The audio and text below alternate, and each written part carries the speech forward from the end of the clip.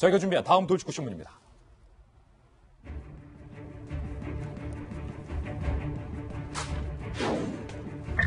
잊혀져만 가던 사건일지도 모르겠습니다만 다시 세상에 드러나게 됐군요. 경찰이 재수사하기로 입장을 밝힌 겁니다. 정윤의 문건, 다시 말하면 최경락 경위 의문의 사망사건. 과연 그 뒤에 전 정부의 민정비서관, 정확히 말하면 우병우 전 민정비서관의 압력이 최경희에게 있었던 것은 아니었냐. 수많이 제기됐던 의혹에도 불구하고 당시 검찰과 경찰은 그 의혹에 대해서 제대로 쳐다보려 하지 않았습니다. 정윤의 문건 사건, 과연 어떤 사건이었는지 제가 다시 한번 정리를 해봤습니다. 2014년 11월 28일, 벌써 시간이 이렇게 지났습니다.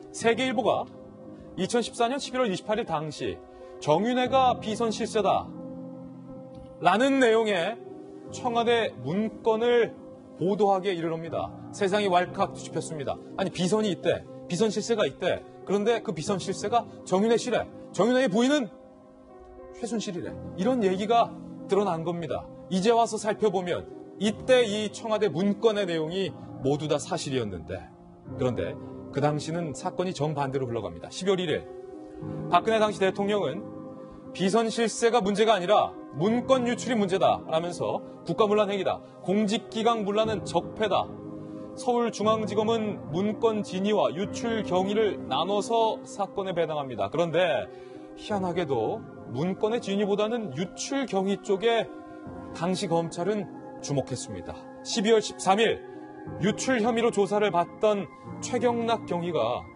돌연 스스로 목숨을 끊는 사건이 발생합니다.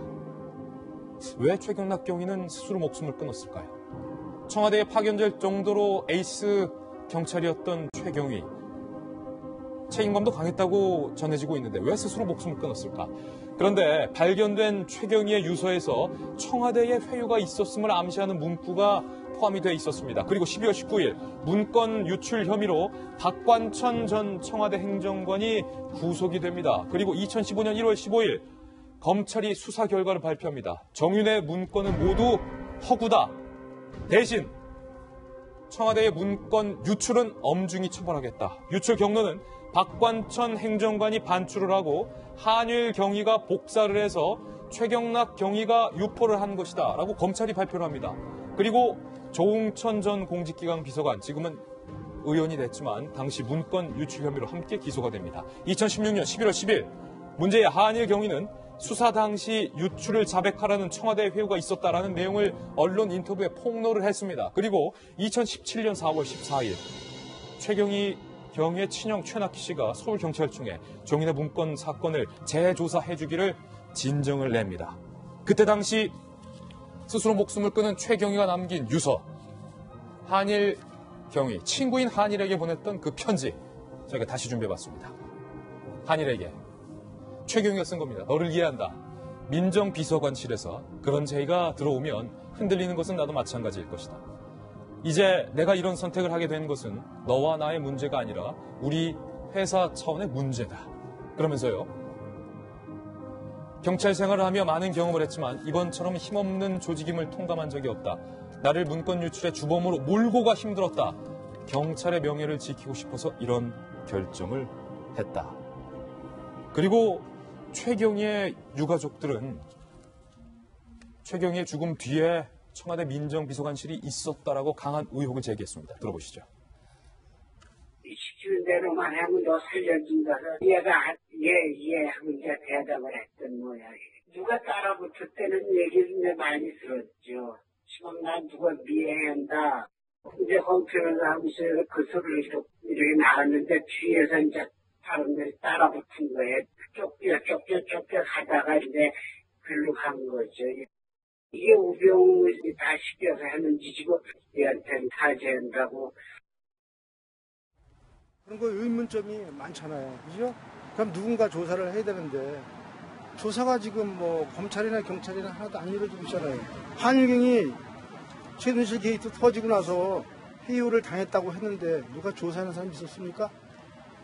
없지 않습니까?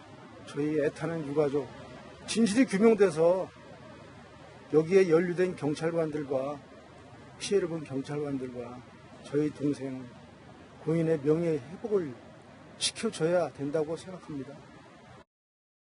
이 사건 김병민 의원님, 저희 돌직구쇼에서 검찰이 이렇게 하면 안 된다, 다시 수사해야 된다라고 얼마나 많이 외쳤던 사건이었습니까? 그렇죠. 뭐 검찰뿐만이 아니라 특검에서도 사실은 이 문제가 좀 더 밝혀져야 된다고 얘기했지만 박영수 특검이 참 잘했다라고 여러 가지 긍정적인 평가를 받음에도 불구하고 마지막까지 손대지 못했던 조직이 바로 검찰 조직에 관한 문제지 않습니까?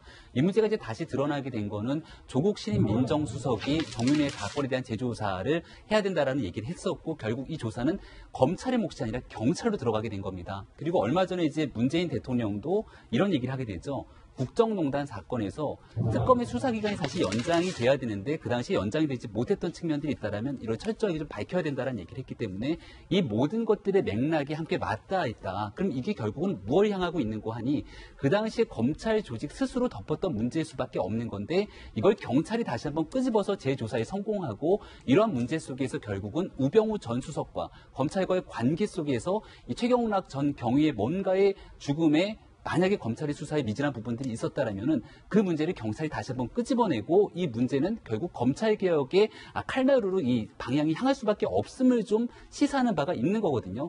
사실 이거 그 당시에 우리가 한일경위의 인터뷰를 들어봤을 때도 도저히 이해가 안 갔던 거는 그 당시에 청와대 민정비서관실의 모 행정관이 회유를 했었다라고 얘기했는데 그 모 행정관이 누군지를 알 수가 없는 겁니다. 왜냐하면 특검도 검찰도 조사하지 않았기 때문에. 그렇다면 이 문제를 결과론적으로 검찰이 다시 가져가야 되나 지금은 경찰로 공이 넘어갔기 때문에 이 문제를 지금 현재 대통령과 민정에서 경찰이 힘을 실어주고 있는 상황에서 얼마나 어떤 수사 결과를 통해서 과거 2014년도의 진실을 밝혀낼 수 있는 건지 만약 그 문제 속에서 우병우 전 수석이 민정수석 비서관실에서 역할을 했었고 거기에 검찰이 같이 손을 맞춰갖고서는 소위 말한 권력기관에 대한 농단들이 일어났다면 정말 큰 문제가 아닐 수 없고 그 뒤에 결국 마지막 골은 검찰 개혁으로 향하게 될 것이다 이렇게 보여집니다. 김 변호사님, 이건 뭐 대통령의 의지와 뭐 조국 수석의 지시와는 관계없이 저희 돌직구쇼에서 이 사건은 다시 한번 조명을 해야 한다라고 수차례 보도를 했던 일인데